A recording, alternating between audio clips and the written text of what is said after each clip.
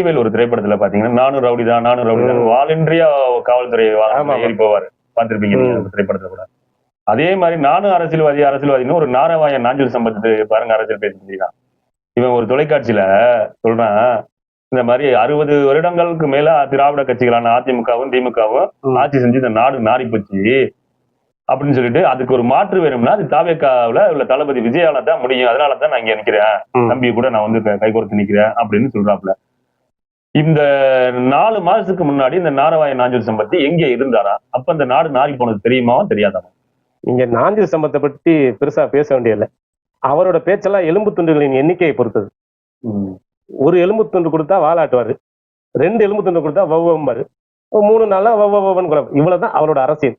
ஏன் அப்படி ஒரு தரக்குறைவா கூட தெரியும். நான் எதுக்கு அதை சொல்றேன்னா, இவர் ஒரு கட்சியில இருந்து இன்னொரு கட்சிக்கு போறதுக்கான காரணம் இதுவரையும் கொள்கை முரணம் இல்ல வேற எந்த பிரச்சனையும் இல்லை. ஒரு தனிப்பட்ட 2 நிர்வாகிக்குள்ள பிரச்சனை இல்ல கட்சி தலைமை எனக்கு எதிராக வந்து என்ன இது மாதிரி சொல்லிடுச்சு, நான் கொள்கை மாறி நடந்துட்டேன்னு குற்றச்சாட்டு வச்சு இப்படி எல்லாம் எதுவுமே கிடையாது.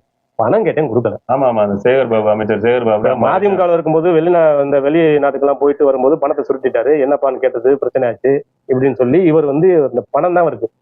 இவர் வந்து ஒரு வாடகைக்கு விடுற ஒரு ஆளு.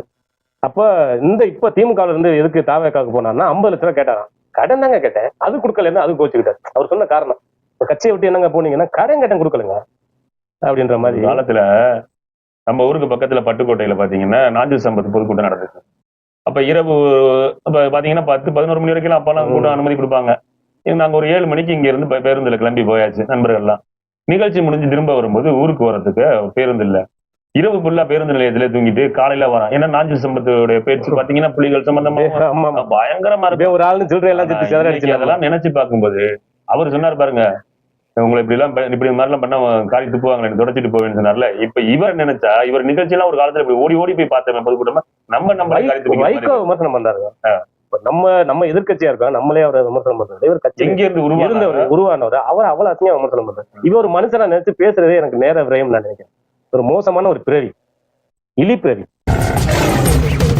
எனது இலக்கு பெரிது, என் கனவும் பெரிது, தலைவன் தந்த வழியில் நடக்கிறேன்.